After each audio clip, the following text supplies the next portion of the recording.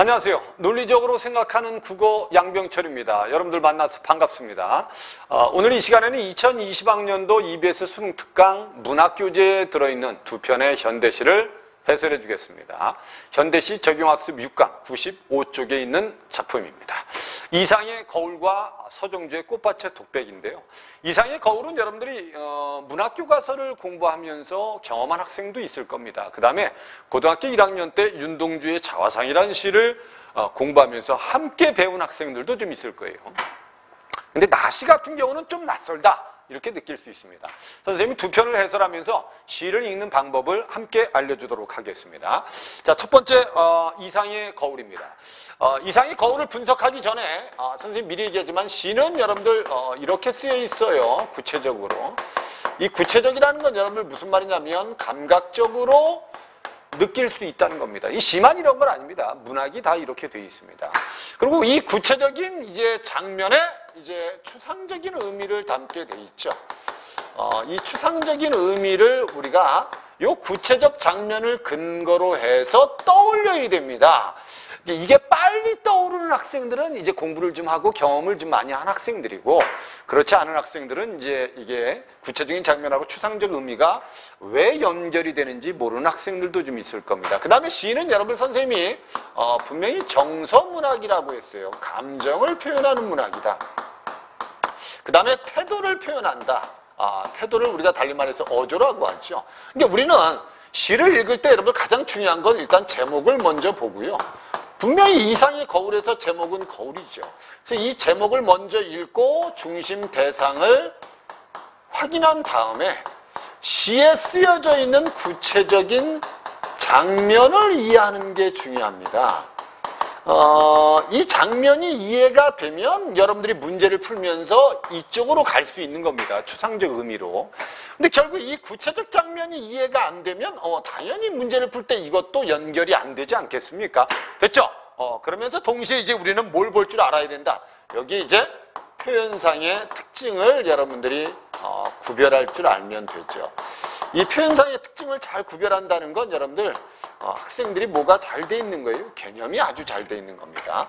그러니까 선생님하고 시를 수업을 듣거나 또는 여러분들이 혼자 공부할 때 너무 여기에 여러분 표현상의 특징들을 일일이 다 찾으려고 하거나 또는 여기서 상징적 의미들을 다 찾아서 외우려고 하지 마시고 일단 1차적으로 이 장면을 정확하게 이해하는 연습을 하시는 게 중요하다.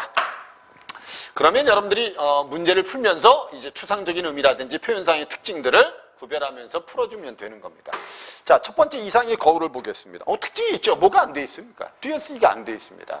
그래서 이런 걸 우리가 이제 문학을 공부할 때 문학 참고서 같은 데서 이런 말을 들었을 거예요. 자동기술법으로 돼 있다. 이 자동기술법으로 돼 있다는 건 바로 이제 띄어쓰기가 안 돼 있다는 소리입니다. 됐죠? 이상시의 특징 중에 하나입니다. 자, 이건 참고로 알아두시고 이제 내용을 한번 보겠습니다. 지금 첫 번째, 거울 속에는 소리가 없습니다. 저렇게까지 조용한 세상은 없을 겁니다. 여기서 여러분 구체화시킨 대상이 뭡니까? 이 거울 속 아니겠습니까? 요걸 구체화시킨 겁니다. 알았죠? 야, 거울 속은 소리가 없다. 참 조용하다. 이게 다예요. 그래서 여기까지는 이제 우리는 거울 속이 뭐하다는 것만 이해하시면 돼요. 조용하다. 그럼 거울 밖과 거울 속이 좀 다르다는 의미 아니겠습니까? 됐죠? 그 다음에 이제 밑으로 내려오면 거울 속에도 내게 귀가 있습니다. 거울 속에 내가 있답니다. 거울 속에. 그럼 이 거울이 하는 역할이 뭐겠어요? 자기 자신을 비추는 역할을 하죠. 됐죠? 그럼 결국 어떻게 보면 이렇게 보시면 되잖아요. 거울을 기준으로 거울 속에 분명히 자아가 있고 그 다음에 또 하나 거울 밖에도 누가 있는 거예요? 시적 화자가 있는 거 아니겠습니까? 그래서 지금 우리가 장면을 보면 시적 화자가 거울 밖에서 거울 속에 자기 자신을 바라보고 있다. 뭐 이 정도는 이해할 수 있는 거 아니냐 이거죠. 그럼 결국 이 거울이 하는 역할이 자기 자신을 비추어 보게 하는 역할을 하는구나. 됐죠? 무슨 말인지 이해되죠? 그래서 거울 속에는 내게 귀가 있어요. 귀가 있는데 됐죠? 내 말을 알아듣지 못하는 딱한 귀가 있는 겁니다.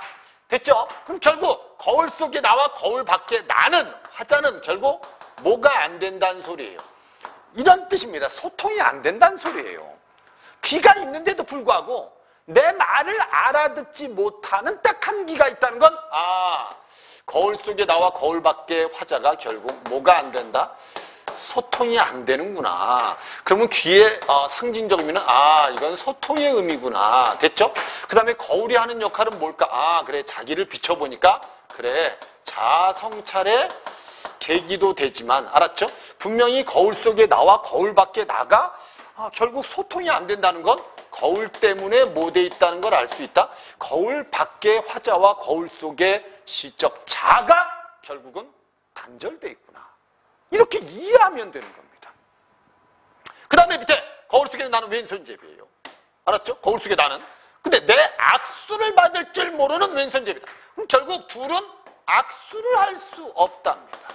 그럼 결국 이건 똑같이 뭐 돼 있다는 겁니다. 단절돼 있구나.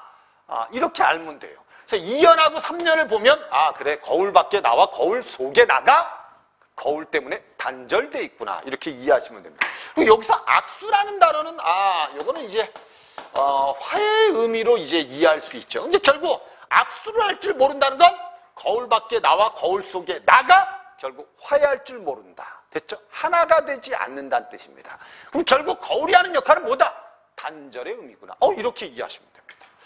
그럼 여러분 이렇게 거울 속에 나와 거울 밖에 나가 단절된 걸 우리가 뭐라고 하냐면 이런 걸 이렇게 얘기합니다. 뭐라고? 이렇게 얘기합니다. 자아분열됐다. 그럼 이런 말이, 이 장면을 보고 이 말이 이해가 돼야 됩니다. 이 시의 시적 화자는 분열되어 있구나. 됐죠? 이 자아분열은 여러분 쉽게 이해하세요. 여러분들은 늘 경험하지 않습니까? 오늘은 집에 가서 밥 먹고 내가 새벽 2시까지 꼭 공부하고 자야지 하고 여러분들은 밥을 먹고 자죠. 그게 자아분열입니다. 공부를 하고 싶어하는 자아, 자고 싶은 자아, 분열. 됐죠? 그럼 여러분들이 이제 아침에 일어나면 뭐 하죠? 나는 왜 이러지? 자아성찰입니다. 이해됐죠? 그리고 여러분들이 이제 자아성찰한 다음에 공부를 하면 이건 자아실현으로 가는 건데 여러분들은 다시 자아분열로 가지요. 그래서 자아분열, 자아성찰, 자아분열, 자아성찰이 반복된 겁니다. 농담입니다. 알았죠? 이게 여기서 자아분열이란 말이 무슨 말인지를 좀 이해하라는 겁니다. 이게 결국 거울 속에 나와 거울 밖에 나가 분열돼 있다. 그게 바로 자아분열이다. 이게 대부분 자아분열 이후에 뭐가 이루어져야 돼요? 자아성찰이 이루어져야 돼요. 이 자아성찰이 이루어지고 나서 결국 우리는 자아실현으로 가야 되는데 됐죠? 과연 이 시의 시적 화자는 자아분열에서 자아성찰로 가서 자아실현으로 해서 갈등이 해소되는 건지 해소되지 않는 건지를 여러분들이 이해를 하시면 되거든. 그러니까 이 시를 다 읽고 나면 시적 화자가 거울을 보고 거울 속에 자기 자신을 바라보면서 의사소통도 좀 하고 싶고 악수를 좀 하고 싶은데 거울 속에 자기 자신하고 거울 밖에 나가 악수도 할 줄 모르고 결국 내 말도 못 알아듣는 장면이구나. 이렇게 이해를 하시라는 겁니다. 오케이. 그 다음에 밑에 거울 때문에 나는 거울 속에 나를 만져보지 못합니다. 됐죠? 거울 때문에 나는 거울 속에 나를 만져보지 못해요. 근데 거울이 아니었던들 어찌 내가 거울 속에 나를 만져보기라도 했겠소? 이렇게 돼 있죠. 그럼 거울 때문에 나를 만져보지 못한다고 했다가 그래, 거울이 있기 때문에 나를 만져볼 수 있어. 도대체 이건 논리적으로 말이 안 되죠. 근데 이 사연 자체가 역설적이라고 보시면 돼요. 됐죠? 논리적으로 말이 안 돼요. 그래서 거울 때문에 나는 거울 속에 나를 만져보지 못한다는 건 거울은 단절의 의미입니다. 이해됐죠? 근데 거울이 아니었던들 내가 어찌 나를 만나볼 수 있었겠습니까? 거울 때문에 또 나는 나를 만날 수 있다는 겁니다. 됐죠? 그럼 요거는 교감의 역할도 한다는 거예요. 됐죠? 이거를 달리 말하면 이건 분열이구나. 그럼 요건 성찰이구나. 그럼 결국 거울이 있었기 때문에 자기 스스로가 분열되어 있다는 걸 안다는 건 거울이 성찰의 역할도 하고 분열의 역할도 한다는 겁니다. 그래서 이 거울이 이중적 구조로 되어 있다. 이렇게 얘기하죠. 이것 때문에 우리가 여러분들 정정의 유리창이라는 시에 보면 유리창을 닦으면서 죽은 아이를 떠올리고 그리워하면서 아이는 죽었지라고 아이와의 단절을 인식하거든요. 그래서 결국 정정의 유리창에서 유리창도 단절과 교감의 이중구조로 돼 있다고 배운 적이 있어요. 그래서 결국 이상의 거울하고 같다. 뭐 이런 것들은 우리가 내신이든 뭐 이런 문제에서 경험한 학생들이 좀 있을 겁니다. 여기까지 내용은 이거 아닙니까? 거울 속은 조용합니다. 거울 속에는 내가 있는데 귀가 있어요. 근데 내 말을 못 알아들어요. 거울 속에 나는 왼손잡이에요. 근데 내 악수를 받을 줄 모릅니다. 그래서 결국 거울 속에 나하고 거울 밖에 나는 지금 단절돼 있습니다. 그 단절돼 있다는 건 거울이 있기 때문에 아는 겁니다. 이런 뜻이에요. 그럼 여기까지 이렇게 단절돼 있던 시적 화자가 자아성찰을 해서 이 단절을 극복하면 이거는 이제 자아실현으로 가는 건데 이 시의 시적 화자는 그렇게 가지 못한다는 거죠. 그래서 밑에 오연에 가면 뭐라고 있어요? 나는 지금 거울을 안 가졌어만은 거울 속에는 늘 거울 속에 내가 있습니다. 됐죠? 그리고 잘은 모르지만은 외로된 사업에 골몰하겠습니다. 이 외로된 사업에 골몰한다는 건 나와 어긋난 일이란 뜻입니다. 뭐라고요? 나와 어긋난 일 또는 남이 모르는 일에 골몰한다는 건 계속 자아분열이 심화된다는 겁니다. 그럼 결국 거울 속에 나는 외로된 사업에 골몰한다는 건 결국 거울 밖에 나와 거울 속에 나는 거울 속에 나가 어떤 일을 하는지 모르는 상태로 시간이 흘러가는 거죠. 근데 결국 자아분열은 계속 심화되는 겁니다. 그래서 밑에 이 오연에서 뭐가 이루어지는 거예요? 자아분열의 심화가 이루어져요. 그럼 이 시를 다 읽고 나면 여러분 결국 이 거울이란 소재를 통해서 뭘 표현한 겁니까? 그럼 결국 자아분열을 표현했구나. 이렇게 이해하시면 돼요. 됐죠? 그럼 여러분들이 이런 시를 읽고 나서 자아분열이라는 단어를 좀 이해했으면 좋겠다는 거죠. 그 윤동주의 길이라는 시가 있습니다. 길이라는 시를 보면 이렇게 돼 있어요. 이게 담입니다. 여기 길이 있고 여기 이제 담이 이렇게 있어요. 담이. 알았죠? 담이 있고 여기 쇠문이 하나 이렇게 나 있고요. 이 담입니다. 담. 그리고 여기 길이에요. 길. 알았죠? 이 시적 화자 여기 걸어가요. 이 걸어가는 이유가 됐죠? 이 쇠문을 통해서 담 저쪽에 나를 만나기 위해서예요. 알았죠? 그럼 결국 담 저쪽에 내가 있고 길을 걸어가는 내가 있다는 건 이미 이 자아는 뭐 돼 있는 거죠? 분열돼 있는 거죠. 그리고 이 사람이 길을 걸어가는 건 자아성찰하는 겁니다. 그리고 나중에 자아성찰한 다음에 이 문을 통해서 나를 만난다면 무슨 실현을 할 수 있는 거예요? 자아실현할 수 있는 거고 똑같은 내용입니다. 근데 윤동주의 길은 자아실현을 소망한다고 생각하시면 돼요. 알았죠? 자아분열된 화자가 자아실현을 소망하는 겁니다. 알았죠? 윤동주의 길은 근데 이상의 거울은 결국 자아분열이 심화된 상태로 끝나는 겁니다. 그래서 밑에 거울 속에 나는 나와 참 반대인데 꽤 닮았습니다. 됐죠? 여러분들 거울 바라보면 뭐 여러분들 자기 거울 모습하고 거울 속에 비친 모습하고 지금 거울을 바라보고 있는 나의 모습하고 닮았잖아요. 그죠? 근데 반대이기도 하죠. 그죠? 그래서 거울 속에 나는 참 나와 반대지만 꽤 닮았습니다. 반대지만 닮았다. 이것도 역설적입니다. 나는 거울 속에 나를 근심하고 진찰할 수 없어서 퍽 섭섭합니다. 그럼 이 시는 여러분 정리하면 자아분열의 안타까움이 주제다. 이렇게 하는 거예요. 뭐라고? 자아분열의 안타까움이 주제다. 띄어쓰기가 안 돼 있다. 역설법을 썼구나. 요 정도. 여러분들이 이해하시면 돼요. 이 자아분열이라는 건 여러분들 현대를 살아가는 사람들이 흔히 느끼는 것 중에 하나입니다. 양병철이도 여러분들 늘 학원에서 수업을 하면서 언젠가는 내가 진짜 자연 속에서 자연 친화적으로 진짜 여유롭게 한번 살고 싶어 라고 마음을 먹지만 가지는 못하죠. 근데 결국 마음속에 있는 걸 현실화시키기가 참 어렵습니다. 그래서 결국 현대를 살아가는 사람들은 결국 자본주의나 산업사회를 살면서 결국 분열된 상태로 산다는 거죠. 왜? 일을 할 때 일이 즐겁지가 않아요. 그러니까 거기서 늘 벗어나고 싶어 하지만 결국 벗어날 수 없습니다. 그래서 늘 우리는 자아분열 속에 살고 있다는 거죠. 그래서 결국 참고서나 자습서 같은 데 보면 이상의 거울의 주제가 뭡니까? 그러면 현대인의 자아분열 의식 이렇게 많이 써놓습니다. 그걸 뭐 다 여러분들이 똑같이 외우라는 게 아닙니다. 이해만 하라는 거예요. 거울을 통해서 화자는 분열돼 있고 분열이 심화되고 결국 분열된 자기 자신을 보고 안타까워하고 있다. 이 정도만 여러분들이 이해하고 끝내면 됩니다. 이해되셨습니까? 오케이. 그 다음에 나를 한번 볼까요? 나시는 여러분들 꽃밭의 독백이라고 되어 있는데 이 꽃밭의 독백은 여러분들 이 시하고 좀 이해를 좀 하셨으면 좋겠어요. 원래 서정주의 시 중에서 추천사라는 시가 있는데 이 추천이라는 게 근해입니다. 그네. 원래 여러분 그 서정주의 추천사에 보면 춘향이가 이렇게 그네를 타고 있어요. 그리고 뒤에 향단이한테 향단아 그네줄 좀 밀어 나 저 하늘로 가게 됐죠. 그래서 향단이한테 이 그네를 밀라는 이유는 하늘로 가고 싶은 건데 이 그네줄 때문에 못 가죠. 그죠? 그래서 이 그네줄이 바로 장애물이다 이렇게. 하지만 춘향이는 못 가는 걸 알면서도 끝까지 향단이한테 그네를 밀어달라고 합니다. 이런 시를 우리가 뭐라고 하냐면 이상세계에 대한 열망이다. 됐죠? 결국 이상세계로, 하늘이란 이상세계로 가지 못하는 걸 알면서도 가려고 하는 건 이상세계에 대한 열망이 강하다는 거죠. 우리도 여러분들 이상세계를 꿈꾸지 않습니까? 근데 결국 가지 못하고 현실에 안주하고 사는 경우가 더 많은 겁니다. 됐죠? 이 시하고 결국 이 꽃밭의 독백이 아주 유사한 시다. 이렇게 좀 알고 있었으면 좋겠어요. 자, 한번 그냥 읽어봅시다. 첫 번째, 노래가 낚이는 그 중에 나와도 구름까지 갔다간 돌아옵니다. 이 노래가 그 중에 낚긴 낫대요. 여러 가지 중에 노래가 나요. 근데 노래는 구름까지 갔다가 되돌아온답니다. 결국 여기까지 중심 내온 노래가 구름까지 갔다가 되돌아온다는 건 더 이상 나아가지 못하는 한계가 있다는 겁니다. 그 다음에 내 발굽을 쳐 달려간 말이 있는데 말은 바닷가에 가서 멎어버렸답니다. 알았죠?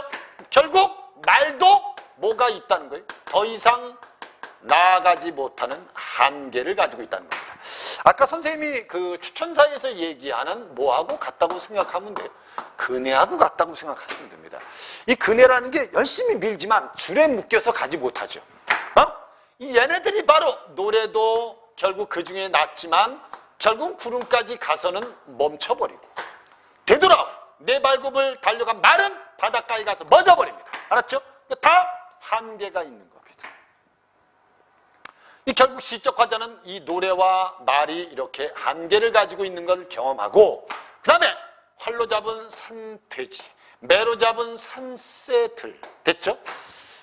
이제는 입맛을 잃어버렸답니다. 결국 여러분 산새와 멧돼지한테 입맛을 잃어버렸다는 거예요. 결국 시적 화자는 지금 이런 상태입니다. 노래를 불렀는데 노래가 구름까지 갔다가 되돌아오고 말을 타고 달려가 봤는데 바닷가에 가서 말은 멈춰버리고 얘는 지금 어딜 가고 싶은데 어디를 지금 지향하는데 갈 수가 없는 거예요. 그리고 지금 분명히 산돼지나 매로 잡은 산새한테도 입맛을 잃어버렸습니다. 여기서 여러분 산돼지나 산새는 뭐라고 생각하면 되죠? 이게 이제 어떻게 보면 시적 화자의 현실이라고 생각하면 돼요. 그리고 이 현실은 이 노래나 그 다음에 말처럼 유한하다는 걸 느낀 겁니다. 그래. 현실의 유한. 결국 현실, 내가 살고 있는 세계가 유한하다는 걸 느낀 거예요. 1행부터 6행까지는 그 내용입니다. 그 다음에 여기에 무슨 법이 쓰였다는 걸 우리 알 수 있죠. 아, 그래, 대꾸법이 쓰였구나. 뭐 이 정도는 알 수 있죠. 활로 잡은 산새, 매로 잡은 산돼지, 매로 잡은 산새, 대꾸가 있죠. 뭐 요 정도만 여러분들 알고 이해하시면 돼요. 그러니까 결국 이 시적 화자는 노래를 불렀는데 노래가 구름까지 갔다가 되돌아오는 한계를 경험했고 그 다음에 말을 타고 달렸는데 바닷가에 가서 멈춰버리는 한계를 경험했어요. 그래서 이렇게 자기가 사는 세계가 한계가 있다는 걸 느끼고 결국 산돼지나 산새한테도 입맛을 이제 잃어버렸어요. 현실의 즐거움을 상실해버린 겁니다. 됐죠? 이런 시적 화자가 꽃을 보고 이렇게 얘기합니다. 꽃아, 아침마다 개벽하는 꽃이 있습니다. 이 꽃은 그래서 내가 지금 살고 있는 세상과 다르게 아침마다 개벽을 한다는 겁니다. 알았죠? 아침마다 이렇게 개벽을 하는 꽃은 바로 내가 살고 있는 현실 세계와 다른 영원한 세계를 상징할 수 있습니다. 그래서 시적 화자는 이 꽃에 기대서 내가 좋기는 제일 좋아도 물납 바닥에 얼굴이나 비추는 헤엄도 모르는 아이와 같이, 이 아이는 화자를 비유한 말입니다. 아이와 같이. 됐죠? 무슨 말인지 이해됐죠? 다시. 꽃아, 아침마다 개벽하는 꽃, 내가 좋기는 제일 좋아도 물납바닥에 얼굴이나 비치는 헤엄도 모르는 아이와 같이 나는 얘가 좋아요. 얘가 좋아. 이 꽃이 좋은데 나는 이 물납바닥에 얼굴이나 비추는 헤엄도 모르는 아이와 같이 나는 꽃에 지금 기대해 있을 뿐이야. 이 말은 내가 살고 있는 세계가 유한하다는 걸 인식하고 꽃을 통해서 무한한 세계로 가고 싶은데 방법을 모르는 거예요. 그래서 이 아이는 바로 영원한 세계, 무한한 세계를 지향하는 방법을 모르는 시적 화자라고 생각하시면 됩니다.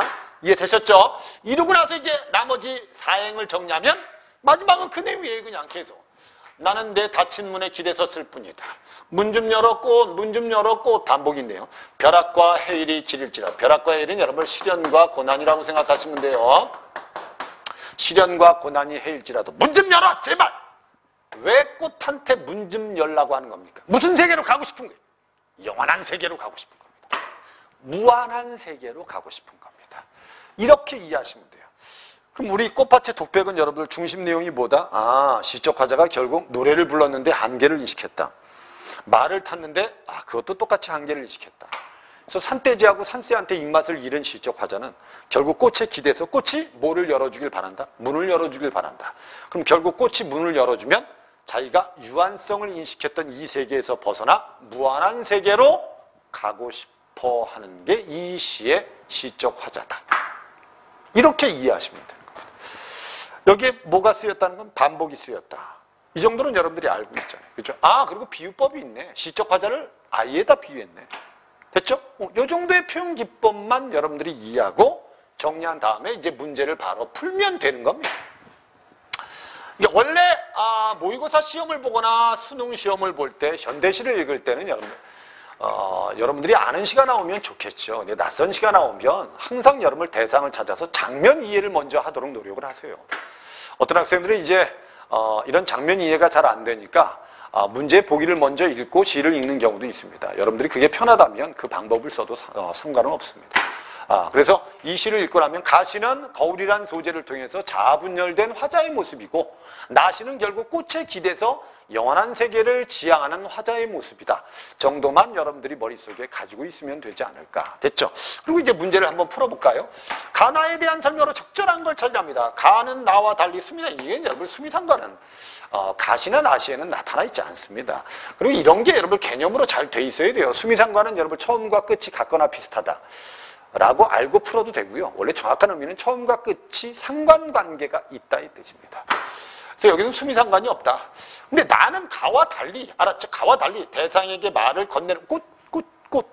됐죠? 누구한테? 대상이 누구죠? 꽃한테 말을 건네는 방식으로 되어 있다. 이해됐습니까? 그래서 답은 여러분이 2번이 답이 되는 게 맞죠. 이해됐어요? 선생님, 가시도 말을 달래는 방식이요. 대상에게 말을 건네는 방식 아닙니까? 근데 가시에서는 이게 뚜렷하지가 않습니다. 대상이. 이해됐죠? 거울 속은 참 조용합니다. 저렇게까지 조용한 세상은 없을 것이요. 이렇게 써놨지만 어떤 대상한테 얘기하는지는 뚜렷하게 나타나 있지 않다는 거죠. 답은 그래서 2번이 정확히 맞는 겁니다. 그 다음에 3번에 가나 모두 역설적 표현을 쓴 건 좋은데요. 알았죠? 좋아요. 근데 이게 없다. 비판은 들어있지 않다. 알았죠? 그 다음에 가나 모두 현재형 진 사용하고 있는 건 좋은데 역동적인 성격을 가지고 있다. 이것도 틀렸죠. 이해됐죠? 무슨 여러분 역동적이라는 건 여러분 아주 다양한 움직임이 보여야 됩니다. 알았죠? 됐죠? 그 다음에 가나 모두 자연물의 상징적 의미를 통해서 화자가 처한 상황, 자연물의 상징적 의미를 통해서 화자가 처한 상황을 암시하고 있는 대표적인 건 뭐겠어요? 꽃 옆에 기대서 꽃이 문을 열어주기를 바라고 있는 시적 화자의 모습, 여기엔 나타나 있죠. 근데 여기는 없죠. 이건 여러분 자연물이 아니고 거울은 사물이기 때문에 여러분들 가는 해당 사항이 없는 겁니다. 답은 그래서 2번이 답이 되는 게 맞죠. 이걸 만약에 선택지를 가나 모두 사물을 통해서 시적 화자의 처한 상황을 암시하고 있습니다. 그러면 여러분 이건 올바른 정답이 될 수도 있습니다. 이해되셨죠? 답은 2번이 답이었다. 그 다음에 2번 문제는 보기를 보면 거울과 물에 대한 의미인데 요즘 여러분 이 보기 지문들이 모의고사라든지 이런 문제집 같은 걸 풀다 보면 좀 길어졌죠. 그러니까 요즘 여러분 문학도 비문학 독해 능력이 아주 좋아야 됩니다. 사실은. 근데 이거 여러분 보기를 아주 정확하게 읽을 줄 알아야 돼요. 알았죠? 거울과 물은 됐죠? 그것을 경계로 서로 다른 세계나 공간의 접점을 이룬다는 점에서 아주 유사하답니다. 우선 거울은요. 그래서 거울에 대한 설명이죠. 얼굴이나 대상 즉 사람의 얼굴이나 세계의 모습을 반영해 줍니다. 이 때문에 현대시에서 거울은 대상과 교감하려는 화자의 사랑이나 그리움 혹은 내면 성찰의 매개체로 나타나고, 한편 투명한 유리에 금속을 입힌 거울은 물질적 속성으로 해서 대상에 대한 연결과 차단의 이중적 의미를 갖기도 한다. 됐죠? 여기까지가 거울에 대한 설명이고요. 이게 결국 모두 유사하다. 물도 결국 이 거울의 기능과 유사합니다. 그래서 물 역시 거울의 속성이나 기능과 유사하다. 이렇게 쓰는 거예요. 그럼 이거 다 읽고 나면 여러분들 뭐죠? 거울이 하는 역할은 결국 교감도 하지만 연결과 차단의 역할도 하고, 이런 역할이 물과 같다. 이게 다죠. 이렇게 중심 내용을 정확하게 파악한 다음에 선택지를 보셔야 됩니다. 이 선택지가 아주 길죠. 요즘 문학 선택지가 아주 길어진 게 2017학년도 수능부터 바뀐 형태 중에 대표적인 형태입니다. 여러분들이 이 선택지를 너무 급하게 읽으면 실수할 확률이 아주 높죠. 그래서 정확하게 의미를 이해하면서 읽을 필요가 좀 있어요. 1번에 가는 화자 자신의 손과 왼손잡이인 거울 속의 나의 손이, 결국 자신의 손과 거울 속의 왼손잡이의 손이 거울 표면에서 만나는 장면을 환기하지요. 서로 다른 세계의 접점에 놓인 거울이 단절과 모의 연결이라는 이중적 의미로 함축하는 존재다. 맞죠? 그래서 거울을 기준으로 해서 시적 화자가 결국 오른손잡이, 자 누구는 거울 속에 나는 왼손잡이 서로 악수를 할 줄 모른다. 그럼 결국 거울을 바라보고 있기 때문에 서로 연결이 되긴 하지만 결국 거울 때문에 뭐 된 거죠? 악수할 줄 모르는 차단이 돼버린 거죠. 그래서 결국 여기서 말하는 거울이 바로 연결과 차단의 이중적 의미다. 그 다음에 가에서 나는 거울 속의 나를 만져보지 못하지만 거울로 인해서 거울 속의 나를 만져본다는 건 결국 거울이 내면 성찰의 계기가 되었다는 거. 됐죠? 문제 없죠? 가에서 거울 속의 나를 근심하고 진찰할 수 없다고 여겨서 섭섭하다고 느낀 화자의 모습은 좋다. 대상과의 교감이 차단된 현실에 대해서 화자가 느끼는 안타까움을 떠올리는, 너무 문제될 거 없잖아요. 그죠? 이렇게 이해하시면 되는 거예요.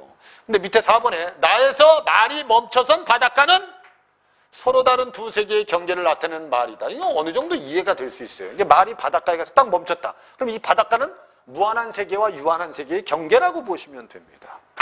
근데 뒤에 화자가 바닷물에 비친 자아의 또 다른 모습을 응시하면서 새로운 존재로 거듭나는 계기가 안 되죠. 저기 이 바닷가 때문에 여러분, 내가 살고 있는 세계가 유한하다는 걸 인식하는 거지, 결국 자기를 비춰보고 새로운 존재로 거듭난다는 건 결국 시의 내용하고 안 맞는다는 겁니다. 그래서 답이 4번이 답이 되는 게 맞아요. 그 다음에 나에서 물납바닥에 얼굴을 비추는 헤엄도 부르는 아이다. 이게 시적 화자죠. 화자 자신을 비유한 표현으로서 여기까지 맞아요. 현실 세계 너머의 초월적인 세계에 들어갈 다른 방법을 찾지 못한 화자 자신에 대한 연민의 태도가 좀 들어있구나. 이건 문제될 거 없잖아요. 그죠? 답이 그래서 4번이 답이 되는 게 맞습니다. 이런 식으로 여러분들이 좀 긴 선택지들을 정확하게 이렇게 끊어서 의미를 명확하게 여러분들이 이해할 필요가 있다는 거죠. 그래야지 여러분들이 실수 안 하면서 문제를 정확하게 맞출 수 있는 겁니다. 됐죠? 자, 그 다음에 이제 3번 문제를 볼까요? 3번 문제는 학습과제를 수행한 내용은 적절하지 않은 건데요. 나는 설화적 인물인 사소의 이야기입니다. 아까 선생님이 그 서정주의 추천사도 여러분들 어디서 춘향전을 이제 소재로 해서 됐죠? 시를 쓴 건데, 이건 설화에 등장하는 사소의 이야기를 바탕으로 창작된 작품이다. 사소는 박혁거세의 어머니입니다. 처녀의 몸으로 잉태한 그녀는 산으로 신선수행을 가고 싶어해요. 시인은 집을 떠나기 전 꽃밭에서 소망을 되뇌이는 사소의 모습을 그리려고 한 게 이 시랍니다. 그럼 여기서 지금 꽃에 기대서 꽃아 문 좀 열어, 문 좀 열어줘 라고 하는 게 사소구나, 이렇게 느끼면 되죠. 여기까지. 그래서 여기 뒤에부터 이제 유한한 인간 세계에 대한 회의감을 느낀 사소는 노래하고 말을 통해서 이미 유한하다는 걸 느꼈죠. 그래서 그녀는 고행을 견디려, 고행은 뭐겠어요? 벼락과 해일이겠죠. 견디려 그 경계를 뛰어넘어서 신선세계를 지향하고 있습니다. 그래서 꽃이 문을 열어주면 이제 신선세계로 가는 거 아니겠습니까? 이때 반복적으로 언급되는 개화의 사건, 됐죠? 개화의 사건. 문 열어라 꽃, 문 열어라 꽃, 요게 개화의 사건. 즉 개벽, 즉 영원한 세계의 열림에 대한 비유적 표현을 통해서 꽃이 문을 여는 게 바로 개벽이고요. 알았죠? 이게 바로 영원한 세계의 열림입니다. 이 표현으로서 이 작품은 종교적인 상상력도 좀 가지고 있답니다. 이 종교적인 상상력을 가지고 있다는 건 똑같은 말을 계속 반복한다는 건 여러분 그만큼 자기의 소망이 강하다는 거고 그 소망을 이루고 싶다는 종교적인 상상력을 가지고 있다는 거예요. 우리가 여러분 교회에서 기도할 때 보면 똑같은 말을 계속 주여 저를 용납하옵소서 주여 저를 용납하옵소서 뭐 계속 이렇게 똑같은 말을 반복하는 게 종교적인 색깔을 좀 가지고 있다는 뜻입니다. 그래서 이러한 발상을 참고해서 나를 감상해 보라 합니다. 됐죠? 그래서 이제 우리 선택지를 한번 구별해 보도록 하겠습니다. 그럼 결국 여기서 이제 우리 보기를 읽으면 이제 소재들이 어떤 의미로 쓰였는지를 이해할 수 있습니다. 그래서 밑에 그 중에 낫다고 여기는 노래조차 구름 너머의 세계까지 나아가지 못하죠. 이 노래가 구름 세계로 나가지 구름 밖으로 가지 못해요. 그럼 사소는 결국 신선수행을 결심하게 된 계기는 나의 노래, 자기의 노래가 구름까지 갔다가 멈춰버렸기 때문에 그래 한계가 있으니까 내 노래는 내가 직접 신선세계로 갈 거야. 이런 결심을 하는 계기가 되죠. 밑에 똑같아요. 입맛을 잃은 대상인 산돼지. 산새한테는 입맛을 잃었죠. 사소가 속한 유한한 세계를 상징하는 게 얘네들입니다. 됐죠? 사소가 집을 떠나 새로운 공간으로 나아가려는 소망을 품게 되는 계기가 되는 것도 얘네들이다. 그럼 결국 노래, 말, 산돼지, 산새는 다 유한한 세계를 떠나서 신선 세계로 추구하게 되는 동기나 계기다. 이렇게 이해하시면 됩니다. 밑에 아침마다 개벽하는 꽃은 새로운 세상과 만나기 위해서 애쓰는 존재로서 됐죠? 사소가 유한한 인간 현실에서 벗어날 때 비로소 제외할 수 있다고 여기는 대상이 꽃입니까? 이 꽃은 여러분들 제외 대상이 아니죠. 꽃은 여러분들 결국 영원한 세계를 상징하는 소재입니다. 이 꽃이 아침마다 개벽을 해요. 개벽을 한단 말이에요. 영원한 세계에 열림이 있어요. 그럼 문을 열어주면 나는 꽃의 문을 통해서 영원한 세계로 갈 수 있는 거예요. 근데 여기서 분명히 새로운 세상과 만나기 위해서 애쓰는 존재가 꽃이냐. 새로운 세상과 만나기 위해서 애쓰는 존재는 꽃이 아니고 사소 아니겠습니까? 그 다음에 사소가 유한한 인간 현실에서 벗어날 때 비로소 제외할 수 있는 존재가 꽃은 아니라는 거죠. 꽃을 통해서 영원한 세계로 갈 수 있는 겁니다. 그럼 영원한 세계로 갈 수 있는 통로라고 보는 게 맞다는 거죠. 답이 3번이다. 벼락과 해일이 길일지라도 이 길이 계속 걸어야 한다는 다짐에서 사소는 신선수행 과정에서 닥칠 고통을 충분히 의연하게 견디겠다는 뜻이죠. 고통이 있을지라도 신선세계를 지향하겠다는 겁니다. 사소가 문을 열어라 꽃아라는 말을 주문으로 외우듯이 반복하는 건 이건 종교적인 색깔이 좀 있다는 거죠. 여기서 주술적인 언어를 쓰고 있다는 건 종교적 언어를 쓰고 있다. 됐죠? 이런 뜻입니다. 답은 그래서 3번이 답이다. 이게 뒤에 이제 등급이 지금 낮은 학생들은 선생님 보기엔 이 단어가 또 무슨 단어입니까? 그래서 여러분들이 이제 5번이라고 이제 오답한 학생들이 좀 있을 수 있습니다. 됐죠? 주술적이라는 건 여러분들 내가 만약에 달을 보고 달에 기도를 해서 내 소망을 이루려고 한다면 달이 무슨적인 역할을 하는 게 주술적인 역할을 하는 거고 마을에 나무가 있는데 나무에 돌을 쌓고 빌어서 자기의 소원을 이룬다면 그 나무가 바로 주술적인 역할을 하죠. 그러니까 사물을 이용해서 자기의 소원을 이루려고 하는 것이 바로 주술성이라고 합니다. 됐죠? 우리 주술성은 여러분 우리 고대 시가 중에서 우리 그 구지가란 노래가 있었죠. 이 구지가 노래를 부르고 나서 결국은 이제 왕이 이제 하늘에서 내려오죠. 그죠? 그래서 결국 임금을 맞이하기 위해서 노래를 불렀다. 이 노래를 불러서 임금을 맞이했다. 소원을 이루었다면 이게 주술적인 노래다. 이런 식으로 배운 적이 있습니다. 이 주술적이란 말이 여기서는 이제 보기에 종교적인 의미하고 같은 의미로 쓰였다고 생각하시면 됩니다. 그래서 답은 3번이 답이었습니다. 자, 이 두 편은 이렇게 이해하시면 됩니다. 선생님 해설은 여기까지 하는데 마무리 정리를 하면 이겁니다. 이상의 거울은 거울이란 소재를 통해서 결국 자분열을 표현한 것이고 그 다음에 나의 서정주의 꽃밭의 독백은 꽃을 통해서 유한한 세계에서 무한한 세계로 지향하고자 하는 의지를 표현했다.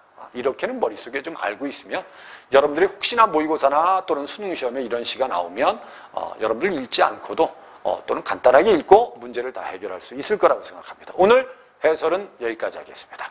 선생님하고는 다음 작품을 해설할 때 만나도록 하고요. 지금 5월달이 가정의 달인데 여러분들 규칙성 있는 공부를 꼭 하셨으면 좋겠습니다. 이 규칙성을 잃어버리면 여러분들 몸이 더 피곤할 수 있어요. 그리고 여러분들 성적도 올라가지 않습니다. 그러니까 제발 부탁인데 일관성을 잃어버리지 않는 수험생들이 됐으면 좋겠습니다. 선생님하고는 다음 동영상 시간에 만나도록 합시다. 수업 듣다고 고생했습니다. 감사합니다.